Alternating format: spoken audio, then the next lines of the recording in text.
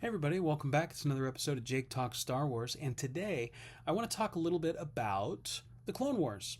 A couple weeks ago, I was watching through some episodes of the Clone Wars, and I was thinking about things, just kind of watching it, kind of passively. It was on in the background while I was working and things like that. But it kind of caught my attention when I got to that arc in Season 6, that Yoda arc at the end of Season 6, which for a long time served as the finale for the Clone Wars, right?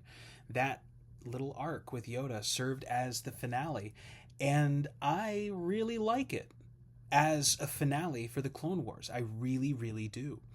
Um, it's the arc where he starts to hear Qui-Gon's disembodied voice, right?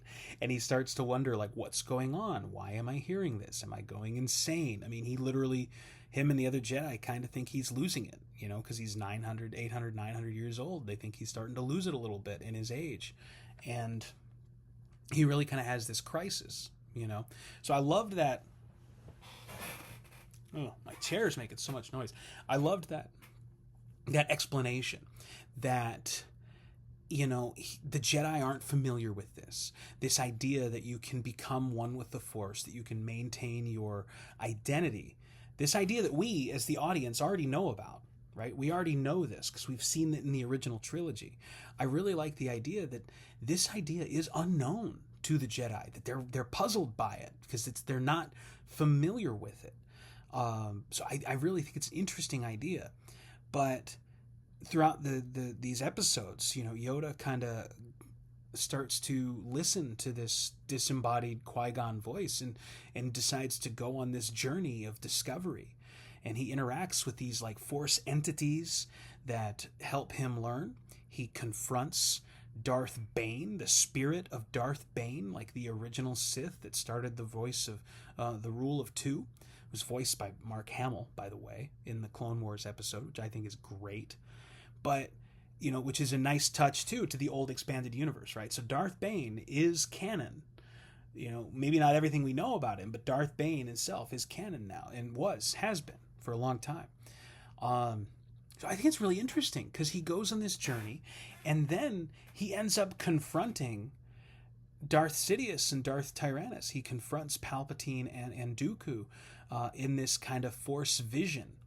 And because they're trying to break him, because they can feel through the Force that he's getting close to the secret, that he's getting close to unraveling everything. So they have to try and stop him to see if they can try and stop him. And also, if they could take Yoda out, her whole job just got a lot easier. So I love the conflict in it. I love the lore that we learn. I love what we learn about the Force. I love the conflict in it. And I like the subtlety of it as a finale. It is still very mysterious. It's open-ended. It doesn't fill up every available second right up until Return of the Jedi, right? It just doesn't do that. Or pardon me, not Return of the Jedi. It doesn't fill up every available second right up until Revenge of the Sith. It still leaves some wiggle room. It still leaves some time. But it's more subtle as a finale. And it's more... really, that's the word that's been sticking with me, is subtle. It's great. We've got these ties. It's less completionist, all these other things. So that's what I really like about this episode. Now, don't get me wrong. The Mandalore arc in Season 7 is still a really good finale, right? And the Mandalore arc does a lot of really good stuff. In the Mandalore arc, we get this completionist idea. It takes us up right to Revenge of the Sith, and then it's happening it's happening concurrently with Revenge of the Sith. We are seeing scenes that are happening while other things are happening in the movie. So we're beyond the Clone Wars and kind of parallel to Revenge of the Sith in the Mandalore arc, which is really interesting, which is really neat. And I like the idea that in that arc, we learn that Maul knows a lot about what's happening. He doesn't know everything. Palpatine didn't fill him in on every single piece of the detail, but he knows a lot. He knows that Anakin is a part of this. He knows that Anakin plays a role, and he decides he wants to take Anakin out for his own reasons to prevent Palpatine from being successful, right?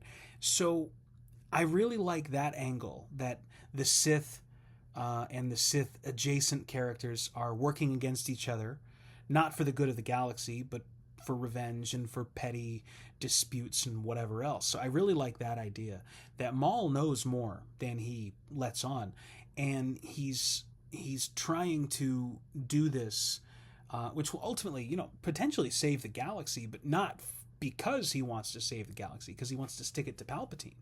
So I really like that idea too. And then, of course, the Mandalorian arc does a lot of other stuff that's really important. It plants the seeds for Maul showing up in things like Solo, which already happened by the time the season was made, but it kind of reinforces those connections. It plants a seed for a lot of those connections we're going to see in the upcoming Maul series. We're going to see him kind of acting as a crime lord. This is going to kind of reinforce what he's doing in that time frame as well. And season 7 kind of does that in general. There's veiled references to him throughout the season. So it's setting the stage for that. It set the stage, and it sets the stage for like his interactions with Ahsoka and Rebels, which again already happened, but now we're going back and we're filling in those blanks, which is nice and which is good. It's not bad, right? I really don't want this video to be seen as season 6 finale is better than the Mandalorian finale. I think that the season 6 finale is a better finale overall in tone, right? I personally like the tone better. And part of me thinks that maybe the Mandalore arc, it's 4 episodes. It's 4 half-hour episodes, right? 4 25-minute episodes. Part of me thinks maybe it would have been better as like a standalone project, as like a standalone project, like an animated movie that they would release on Disney Plus, rather than a part of the series, a continuation of the series. But that's just me, right? So what do you think? Do you think that the season 6 arc of the Yoda arc in season 6 was a good finale for the Clone Wars? Because remember, for a long time it was.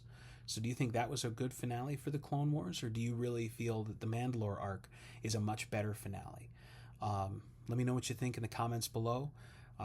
Give me a shout. You can give me a shout on Threads or Instagram, and let me know what you think. And guys, thanks for coming. Thanks for listening. I hope you all have a great day. And as usual, take care of each other out there, and may the Force be with you.